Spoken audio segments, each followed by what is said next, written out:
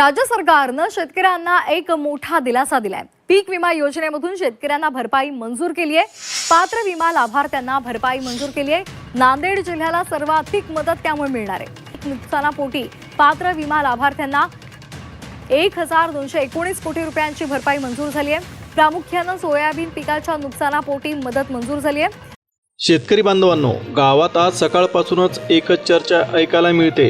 कुणी म्हणतंय उद्या पीक विम्याचे पैसे खात्यात येणार, कुणी म्हणतंय डीबीटीचं बटन दाबलं की थेट मेसेज येणार, तर कुणी म्हणतंय 12 जिल्ह्यांमधील शेतकऱ्यांना सर्वात आधी लाभ मिळणार। पण या चर्चेमध्ये खरी बातमी कोणती, अफवा कोणती आणि तुमच्या खात्यात पैसे येण्याची नेमकी अट कोणती, हे समजून घेणं आज प्रत्येक शेतकऱ्यासाठी अत्यंत महत्त्वाचं ठरणार आहे। कारण ही बातमी फक्त पीक विम्याची नाही, ही बातमी त्या शेतकऱ्याच्या घराशी जोडलेली आहे ज्यांचं पीक पावसाने, हवामानाने किंवा रोगराईमुळे खराब झालं। ही बातमी त्या कुटुंबांशी जोडलेली आहे जे बियाणं, खतं, औषधं आणि घर खर्चासाठी या पैशांची वाट बघत आहेत। आणि ही बातमी त्या मोबाईलच्या मेसेज सोबत सुद्धा जोडलेली आहे ज्यासाठी अनेक शेतकरी सकाळपासून संध्याकाळपर्यंत बँक खातं तपासत बसतात। आता या संपूर्ण पीक विमा प्रकरणाचा पहिला मुद्दा आपण समजून घेऊ। उद्यापासून काही पात्र शेतकऱ्यांच्या खात्यात पीक विम्याची रक्कम जमा करण्याची प्रक्रिया सुरू होऊ शकते, अशी अत्यंत महत्त्वाची माहिती पुढे आली। सकाळी डीबीटीचं बटन ॲक्टिव्ह झाल्यानंतर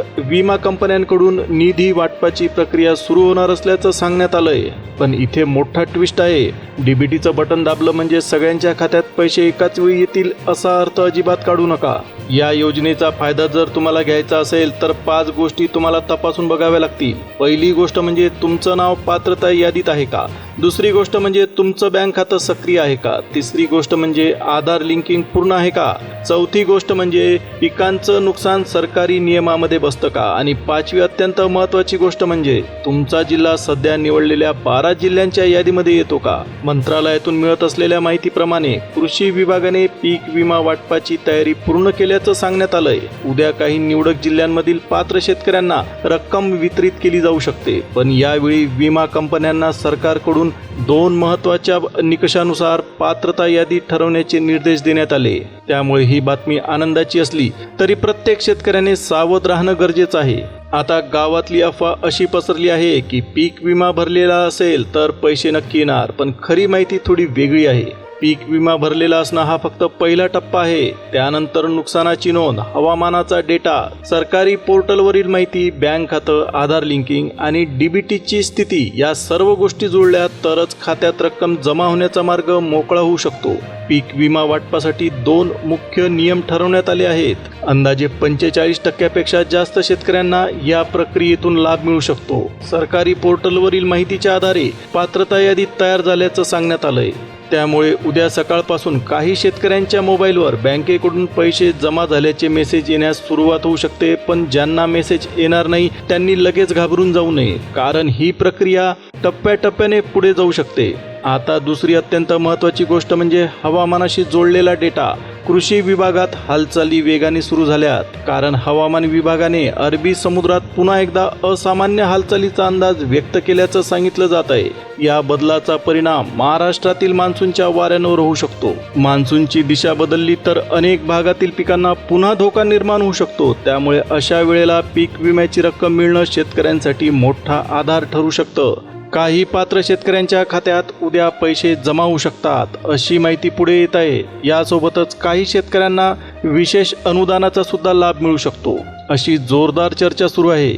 जर तुमच्याकडे पिवळं किंवा केशरी रेशन कार्ड असेल आणि तुम्ही नमो शेतकरी किंवा PM किसान योजनेचे लाभार्थी असाल तर हा भाग नीट लक्षात ठेवा, कारण सरकारी योजनांमध्ये आता फक्त नाव असणं पुरेसं नाही। आधार कार्ड, सक्रिय बँक खातं म्हणजे ॲक्टिव्ह बँक खातं, डीबीटीची स्थिती आणि फार्मर ID कार्ड या गोष्टींना खूप महत्त्व दिलं जात आहे। आता तिसरा पॉईंट सुद्धा लक्षात घ्या। फार्मर ID कार्ड आणि बँक खातं डायरेक्ट बेनिफिट ट्रान्सफरच्या माध्यमातून तुमच्या खात्यात हप्ता जमा होऊ शकतो, अशी बातमी पुढे आली। पण पुढे कोणत्याही सरकारी योजनेचा लाभ घेताना आधार कार्ड सोबत बँक खातं सक्रिय असणंही अनिवार्य ठरू शकतं। फार्मर ID कार्डलाही पात्रता प्रक्रियेत प्राधान्य दिलं जात असल्याचं पुढे आलं। त्यामुळे फक्त पीक विमा भरला म्हणून पैसे खात्यात येतीलच असा अंदाज लावू नका। तुमची नोंद सरकारी सिस्टीममध्ये अचूक असणं सुद्धा गरजेचं आहे। आता चौथा मुद्दा सुद्धा लक्षात घ्या। 2019 पासून 2023 पर्यंत ज्या शेतकऱ्यांनी पीक विमा काढला होता अशा पात्र शेतकऱ्यांचा या वाटप प्रक्रियेत विचार होऊ शकतो. यासाठी सरकारने 12 जिल्ह्यांची निवड केल्याचं सांगण्यात आलंय. या 12 जिल्ह्यांना पहिल्या टप्प्यात प्राधान्य मिळू शकतं. विशेष म्हणजे अल्पभूधारक शेतकऱ्यांकडे या प्रक्रियेमध्ये जास्त लक्ष दिलं जाऊ शकतं. सरकारकडून जमीन किती हेक्टर आहे, पिकांचं नुकसान किती झालेलं आहे, कोणत्या पिकाला फटका बसला यावरून यादी तयार केली जात आहे. जे शेतकरी खरोखर अडचणीत आहेत, ज्यांच्याकडे जमीन कमी आहे आणि ज्यांच्या पिकांना हवामानाचा मोठा फटका बसला अशा शेतकऱ्यांना या वाटपातून जास्त फायदा होऊ शकतो. महाराष्ट्रातील अनेक भागांमध्ये अवकाळी पाऊस, ढगाळ वातावरण, पावसाचा खंड, अचानक पावसाचा जोर आणि पिकांवर आलेली रोगराई यामुळे शेतकऱ्यांचं मोठं नुकसान झालं. अशा जिल्ह्यांमध्ये जिथे नुकसानाची नोंद जास्त आहे तिथे निधी वाटपाला प्राधान्य मिळू शकतं. म्हणूनच उद्या सकाळी डीबीटीची प्रक्रिया सुरू झाली की काही शेतकऱ्यांच्या खात्यात पीक विमा जमा व्हायला सुरुवात होऊ शकते. केंद्र सरकारकडून महाराष्ट्रातील शेतकऱ्यांना महत्त्व दिलं जात असल्याची माहिती पुढे आली. महाराष्ट्रातील शेतकरी हा देशाच्या अन्न व्यवस्थेचा सर्वात मोठा आधार आहे. त्यामुळे नुकसानग्रस्त शेतकऱ्यांना पीक विमा वाटपात प्राधान्य देण्याचा विचार करण्यात आलाय. निधी केंद्राकडून उपलब्ध होऊ शकतो, पण राज्य सरकारकडून मात्र शेतकऱ्यांची यादी तयार करून ती पीक विमा कंपन्यांकडे पाठवण्यात आली. आता या प्रकरणातील सर्वात महत्त्वाचा तपास इथे सुरू होतो. जर तुम्ही पीक विम्याच्या पैशांची वाट बघत असाल, तर तुम्ही निवडलेल्या 12 जिल्ह्यांपैकी एका जिल्ह्यात राहत असाल तर 2 नियमांमध्ये पात्र ठरणं तुमच्यासाठी गरजेचं आहे. मंत्रालयातून पाठवलेल्या फाईलमध्ये पात्र शेतकऱ्यांची नाव असल्याचं सांगण्यात आलंय. काही नावांसमोर ग्रीन सिग्नल दाखवण्यात आल्याची माहिती पुढे येत आहे. याचा अर्थ त्यांची प्रक्रिया पुढे जाऊ शकते. पण अंतिम पैसे मिळवण्यासाठी बँक खातं, आधार लिंकिंग आणि विमा कंपनीची तपासणी पूर्ण असणं गरजेचं आहे. पीक विम्याची रक्कम प्रत्येक पिकासाठी सारखी नसेल. सोयाबीन आणि कापूस यासाठी वेगळी रक्कम लागू होऊ शकते. मक्का आणि बाजरीसाठी वेगळा दर असू शकतो. फळबागायतदारांसाठी स्वतंत्र मदतीचा विचार केला जाऊ शकतो. काही जिल्ह्यांमध्ये नुकसान जास्त असल्यामुळे तिथे रक्कम वाढण्याची माहिती पुढे आली. त्यामुळे तुमचा जिल्हा कोणता, तुमच्या शेतात पीक कोणतं, नुकसान किती नोंदवलं गेलं आणि खाते कोणत्या बँकेत आहे यावर तुमची रक्कम ठरू शकते. आजच्या व्हिडिओमध्ये आपण यात सगळ्या गोष्टींची महत्त्वाची माहिती घेणार आहोत. उद्या कोणत्या 12 जिल्ह्यांमध्ये पीक विमा वाटपाची प्रक्रिया सुरू होऊ शकते, कोणत्या पिकाला किती मदत मिळू शकते, कोणत्या बँकांमधून पैसे जमा होऊ शकतात, कोणत्या शेतकऱ्यांनी आधार आणि बँक खातं तातडीने तपासावं आणि कोणती छोटीशी चूक तुमचा लाभ अडकवू शकते. महाराष्ट्रातील 36 जिल्ह्यांपैकी सध्या निवडक 12 जिल्ह्यांमध्ये उद्या वाटपाची प्रक्रिया सुरू होणार आहे. त्यामुळे या जिल्ह्यांची नावं माहीत असणं तुमच्यासाठी अत्यंत महत्त्वाचं इम्पॉर्टंट आहे. निवडलेल्या जिल्ह्यांमधील कृषी कार्यालयांमध्ये ऑनलाईन आणि डिजिटल पद्धतीने प्रक्रिया सुरू करायचं काम पूर्ण झाल्याचं सांगण्यात आलंय. निवडक समितीमार्फत पीक विमा रक्कम घोषित करण्याची तयारी सुद्धा पूर्ण झाली. मंत्रालयातून आलेल्या माहितीनुसार विशेष नियोजनाखाली 12 जिल्ह्यांमध्ये पीक विमा वाटप सुरू होऊ शकतं. या प्रक्रियेत 2 मुख्य अटी वापरल्या गेलेल्या आहेत. पहिली अट म्हणजे पिकांचं प्रत्यक्ष नुकसान. दुसरी अट म्हणजे मागील 6 महिन्यातील हवामान विभागाच्या पावसाच्या डेटाची तपासणी. या दोन्ही निकषांवरून जिल्हे आणि पात्र शेतकरी निश्चित करण्यात आलेत. या 12 जिल्ह्यांचं वर्गीकरण हवामानाच्या परिस्थितीनुसार करण्यात आलंय. विदर्भ, मराठवाडा, उत्तर महाराष्ट्र आणि पश्चिम महाराष्ट्रातील काही जिल्हे यामध्ये समाविष्ट करण्यात आले. ज्या भागात निसर्गाचा लहरीपणा जास्त दिसला, जिथे पावसाचा ताण जाणवला, जिथे काही ठिकाणी अतिवृष्टी झाली तर काही ठिकाणी पावसाचा खंड पडला, अशा भागांमध्ये वाटपाला प्राधान्य मिळू शकतं. आता पिकांच्या नुकसानीकडे पाहूया. पिकांच्या प्रकारानुसार आणि नुकसानाच्या प्रमाणानुसार उद्याचा लाभ ठरू शकतो. सोयाबीन, कापूस, मक्का आणि बाजरी या पिकांसाठी विशेष तरतूद करण्यात आली. ज्यांनी सोयाबीनची लागवड केली होती त्यांना नुकसानाच्या टक्केवारीनुसार प्रति हेक्टरी रक्कम मिळू शकते. त्याचप्रमाणे बागायती पिकासाठी आणि कोरडवाहू पिकांसाठी वेगवेगळे दर लागू होऊ शकतात. महाराष्ट्रातील सरकारी आणि खाजगी दोन्ही प्रकारच्या बँकांमध्ये निधी पाठवण्याची तयारी पूर्ण करण्यात आली. या वाटपासाठी 8 प्रमुख बँक नेटवर्कचा वापर होऊ शकतो. Punjab national bank, HDFC bank, central bank of India, Indian bank, IDBI bank, axis bank, UCO bank आणि फेडरल बँक यांच्या माध्यमातून काही पात्र शेतकऱ्यांच्या खात्यात डीबीटीच्या माध्यमातून पैसे जमा होऊ शकतात.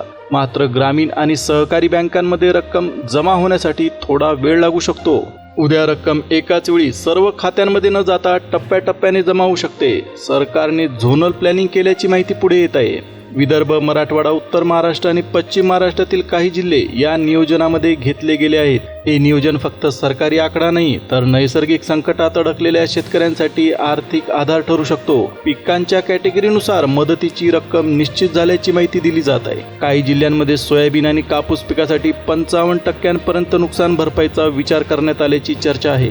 प्रति हेक्टरी ठरलेली रक्कम पात्र शेतकऱ्यांच्या खात्यात जमा होऊ शकते. मक्का आणि बाजरीसाठी यील्ड डेटा आणि हवामान अहवालाचा आधार घेतला जाऊ शकतो, तर द्राक्ष, डाळिंब आणि संत्रा यांसारख्या फळबाग पिकांसाठी जास्त कव्हरेज मिळण्याची शक्यता आहे, कारण या पिकांमध्ये खर्च जास्त असतो. तर शेतकरी बांधवांनो, ही प्रक्रिया 24 ते 48 तासांपर्यंत चालू राहू शकते. त्यामुळे सकाळी लगेच पैसे आले नाहीत म्हणून घाबरायचं नाही. बँकांचे सर्व्हर अपडेट होतात, डीबीटीची फाईल टप्प्याटप्प्याने प्रोसेस होते, विमा कंपन्यांकडून यादी टप्प्याटप्प्याने पाठवली जाते आणि त्यानंतर रक्कम खात्यात जमा केली जाते. काही शेतकऱ्यांना सकाळी मेसेज येईल, काहींना दुपारी, तर काहींच्या खात्यात दुसऱ्या दिवशी रक्कम दिसू शकते. ही रक्कम फक्त आर्थिक मदत नाही, ही रक्कम शेतकरी कुटुंबासाठी उभारी देणारी आहे. नुकसान झालेलं पीक, वाढलेला उत्पादन खर्च, बँकेचं कर्ज, घरातील जबाबदाऱ्या आणि पुढच्या हंगामाची तयारी या सगळ्यामुळे शेतकऱ्यांच्या मनावर ताण वाढलेला आहे. त्यामुळे पीक विमा वितरणाची ही प्रक्रिया शेतकऱ्यांसाठी मोठा दिलासा घेऊन आली. नाशिक जिल्ह्यातील द्राक्ष आणि मक्का उत्पादक शेतकऱ्यांसाठी प्रति हेक्टरी 24,000 ते 28,500 रुपयांपर्यंत मदत मिळण्याची शक्यता सांगितली जात आहे. या जिल्ह्यातील काही पात्र शेतकऱ्यांचे पैसे पंजाब नॅशनल बँक आणि HDFC बँकांमध्ये डीबीटी मार्फत जमा होऊ शकतात. द्राक्ष पिकाचा खर्च जास्त असल्यामुळे पात्र शेतकऱ्यांना तुलनेने जास्त मदत मिळू शकते. जळगाव जिल्ह्यातील कापूस आणि मक्का पिकांसाठी प्रति हेक्टरी 21,000 ते 23,500 रुपयांपर्यंत मदत मिळू शकते. या भागात IDBI बँक आणि इंडियन बँकेमार्फत काही खात्यांमध्ये रक्कम जमा होण्याची माहिती मिळत आहे. आधार लिंकिंग पूर्ण आणि बँक खातं सक्रिय असलेल्या शेतकऱ्यांना मेसेज लवकर येऊ शकतो. नांदेड जिल्ह्यातील सोयाबीन उत्पादक शेतकऱ्यांना प्रति हेक्टरी 18,500 रुपयापर्यंत भरपाई मिळण्याची शक्यता आहे. सेंट्रल बँक ऑफ इंडिया किंवा युको बँकेत खातं असलेल्या काही पात्र शेतकऱ्यांना त्या मार्गाने रक्कम जमा होऊ शकते. पण बँक खातं बंद असेल, डीबीटी सुरू नसेल आणि नावात फरक असेल तर रक्कम अडकू सुद्धा शकते. अकोला जिल्ह्यातील कापूस पिकासाठी प्रति हेक्टरी 20,500 ते 22,000 रुपयापर्यंत मदत मिळण्याची शक्यता आहे. ॲक्सिस बँक आणि इंडियन बँकेमार्फत काही शेतकऱ्यांच्या खात्यात पैसे जमा होऊ शकतात. या जिल्ह्यांमध्ये नुकसानाची नोंद आणि हवामानाचा डेटा दोन्ही तपासून पात्रता निश्चित केल्याची माहिती आली. बुलढाणा जिल्ह्यातील सोयाबीन आणि तूर पिकांसाठी 17,800 ते 19,200 रुपयांपर्यंत मदत मिळू शकते.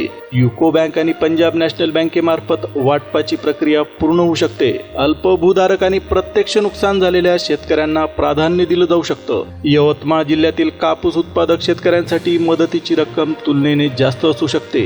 येथे प्रति हेक्टरी 22,500 ते 25,000 रुपयांपर्यंत मदत मिळण्याची शक्यता आहे. HDFC बँक आणि IDBI बँक खात्यांमध्ये काही पात्र शेतकऱ्यांचे पैसे जमा होऊ शकतात. यवतमाळमध्ये हवामान बदल आणि पिकांचं नुकसान गंभीर असल्याने शेतकऱ्यांना चांगला दिलासा मिळू शकतो. वर्धा जिल्ह्यातील सोयाबीन आणि कापूस उत्पादक शेतकऱ्यांना 18,000 ते 20,500 रुपयांपर्यंत मदत मिळू शकते. सेंट्रल बँक ऑफ इंडिया आणि फेडरल बँकेमार्फत काही खात्यांमध्ये निधी जमा होण्याची शक्यता आहे. मात्र आधार कार्ड आणि बँक खातं लिंक असणं सुद्धा अत्यंत आवश्यक राहील. अमरावती जिल्ह्यातील कापूस आणि सोयाबीन पिकांसाठी प्रति हेक्टरी 19,500 ते 22,000 रुपयांपर्यंत मदत देण्याचं निश्चित करण्यात आलं आहे. पात्र शेतकऱ्यांना ॲक्सिस बँक किंवा युको बँकेतून डीबीटीचा मेसेज येऊ शकतो. काही ग्रामीण भागात मेसेज उशिरा येऊ शकतो, त्यामुळे लगेच बँकेत गर्दी करू नका, आधी खाते तपासा. कोल्हापूर जिल्ह्यातील भात आणि ऊस क्षेत्राशी संबंधित नुकसानग्रस्त शेतकऱ्यांसाठी 23,000 ते 26,500 रुपयांपर्यंत मदत मिळू शकते. फेडरल बँक आणि HDFC बँकेमार्फत काही पात्र शेतकऱ्यांच्या खात्यात रक्कम जमा होऊ शकते. कोल्हापूर भागात जास्त पाऊस आणि पिकांच्या गुणवत्तेवर परिणाम झाल्यामुळे विशेष तपासणी झाल्याची माहिती पुढे आली. सातारा जिल्ह्यातील बाजरी, मक्का आणि काही फळबाग पिकांसाठी 18,200 ते 21,700 रुपयांपर्यंत मदत मिळू शकते. पंजाब नॅशनल बँक आणि इंडियन बँकेच्या माध्यमातून काही पात्र खात्यांमध्ये रक्कम जमा होऊ शकते. साताऱ्यातील शेतकऱ्यांनी eKYC, आधार लिंक आणि बँक खातं स्थिती वेळेत तपासावी. पुणे जिल्ह्यातील मक्का, बाजरी आणि भाजीपाला क्षेत्राशी संबंधित नुकसानग्रस्त शेतकऱ्यांना 17,500 ते 20,000 रुपयांपर्यंत मदत मिळू शकते. ॲक्सिस बँक आणि IDBI बँक खात्यांमध्ये काही शेतकऱ्यांचे पैसे जमा होण्याची माहिती आहे, पण नाव पात्र यादीत असणं आणि बँक खातं सक्रिय असणं या दोन्ही गोष्टी अत्यंत महत्त्वाच्या आहेत. चंद्रपूर जिल्ह्यातील कापूस आणि सोयाबीन उत्पादक शेतकऱ्यांसाठी 20,000 ते 23,800 रुपयांपर्यंत मदत मिळण्याची शक्यता आहे. युको बँक आणि सेंट्रल बँक ऑफ इंडिया यांच्या माध्यमातून काही खात्यांमध्ये डीबीटीची रक्कम जमा होऊ शकते. चंद्रपूरमध्ये अनियमित पाऊस आणि हवामानातील बदलांमुळे पिकांवर परिणाम झाल्याची नोंद घेतली गेल्याची माहिती पुढे आली. तर शेतकरी बांधवांनो, हे पैसे डीबीटीच्या माध्यमातून तुमच्या खात्यात जमा होणार असल्याने आधार कार्ड सक्रिय आणि बँक खात्याशी जोडलेलं असणं अनिवार्य आहे. काही शेतकऱ्यांना उद्या सकाळपासून बँकेचे मेसेज येऊ शकतात. ग्रामीण किंवा सहकारी बँकांमधील खात्यांना पैसे जमा होण्यास वेळ लागू शकतो, पण Punjab national bank, HDFC bank, central bank of India, Indian bank, IDBI bank, axis bank, UCO bank आणि फेडरल बँकेत खाते असलेल्या काही शेतकऱ्यांना वितरण तुलनेने लवकर होऊ शकते. इथे पुन्हा एकदा सावधगिरीचा इशारा. फक्त तुमचा जिल्हा यादीत आहे म्हणून पैसे खात्यात येतीलच असं समजू नका. नाव पात्रता यादीत असणं, पीक विमा अर्ज योग्य असणं, पिकाची नोंद अचूक असणं, नुकसानीचा डेटा जुळणं, आधार कार्ड लिंक असणं, बँक खातं सक्रिय असणं आणि डीबीटी सुरू असणं गरजेचं आहे. या सर्व गोष्टी जुळल्या तरच रक्कम खात्यात जमा होण्याची शक्यता मजबूत होते. म्हणून उद्या सकाळी फक्त मोबाईल मेसेजची वाट बघत बसू नका. बँक खातं तपासा, आधार लिंकिंगची खात्री करा. फार्मर ID कार्ड असेल तर त्याची नोंद व्यवस्थित आहे का हे पहा. पीक विमा अर्जाची पावती जवळ ठेवा. ग्रामपंचायत, कृषी कार्यालय आणि सेवा केंद्रातून तुमचं नाव पात्रता यादीत आहे का हे तपासा. अनेक वेळा मेसेज येत नाही, पण खातं तपासल्यावर रक्कम जमा झालेली दिसते. ही पीक विम्याची रक्कम फक्त पैसे नाहीत, हा पुढच्या हंगामाचा आधार आहे, हा घर खर्चाचा आधार आहे, हा बियाणं, खतं आणि शेतीच्या तयारीचा आधार आहे. ज्यांचं पीक खरंच नुकसानग्रस्त झालं, ज्यांनी कर्ज काढून शेती केली आणि ज्यांनी पावसाकडे आशेने 5 दिवस काढले, अशा प्रत्येक शेतकऱ्यासाठी ही मदत महत्त्वाची ठरू शकते. शेवटी एवढंच लक्षात ठेवा, उद्या तुमच्या खात्यात पैसे जमा झाले तर बँकेचा मेसेज काळजीपूर्वक तपासा. किती रक्कम आली ते पहा. रक्कम अपेक्षेपेक्षा कमी वाटली तरी लगेच निष्कर्ष काढू नका, कारण रक्कम प्रति हेक्टरी नुकसान, पिकाचा प्रकार, जिल्हा, विमा कंपनी, हवामानाचा डेटा आणि पात्रता यावर अवलंबून असते. पैसे लगेच आले नाहीत तर थोडी प्रतीक्षा करा. 24 ते 48 तासात टप्प्याटप्प्याने रक्कम जमा होऊ शकते. तुमचा जिल्हा नाशिक, जळगाव, नांदेड, अकोला, बुलढाणा, यवतमाळ, वर्धा, अमरावती, कोल्हापूर, सातारा, पुणे किंवा चंद्रपूर यापैकी असेल तर तुमचं बँक खातं आणि पीक विमा अर्जाची स्थिती लगेच तपासा. सध्या याच 12 जिल्ह्यांमध्ये वितरण सुरू होण्याची माहिती पुढे आली. पुढील टप्प्यात उर्वरित जिल्ह्यांबद्दल वेगळी अपडेट दिली जाऊ शकते. तर शेतकरी बांधवांनो, ही बातमी दिलासा देणारी आहे, पण सावध राहणं सुद्धा तितकंच महत्त्वाचं. अफवांवर विश्वास ठेवून धावपळ करू नका. अधिकृत यादी, बँक खातं आणि सेवा केंद्रातील नोंदी यावर विश्वास ठेवा. पीक विमा अर्ज, Aadhaar card, bank passbook, farmer ID आणि मोबाईल नंबर व्यवस्थित ठेवा, कारण या छोट्या गोष्टी तुमच्या खात्यावर पैसे जमा होण्याचा मार्ग ठरवू शकतात. तुमच्या गावात किंवा जिल्ह्यात पीक विम्याबद्दल नवीन अपडेट आली असेल तर ती इतर शेतकरी बांधवांपर्यंत नक्की पोहोचवा. अशाच पीक विमा अनुदान, कर्जमाफी, PM किसान, नमो शेतकरी आणि शेतीशी संबंधित महत्त्वाच्या अपडेटसाठी चॅनलला सबस्क्राईब करून ठेवा. पुन्हा भेटूया एका नवीन आणि महत्त्वाच्या माहितीसह. तोपर्यंत काळजी घ्या, बँक खातं तपासा आणि कागदपत्र तयार ठेवा. पुन्हा भेटूया एका नवीन माहितीसह. तोपर्यंत धन्यवाद.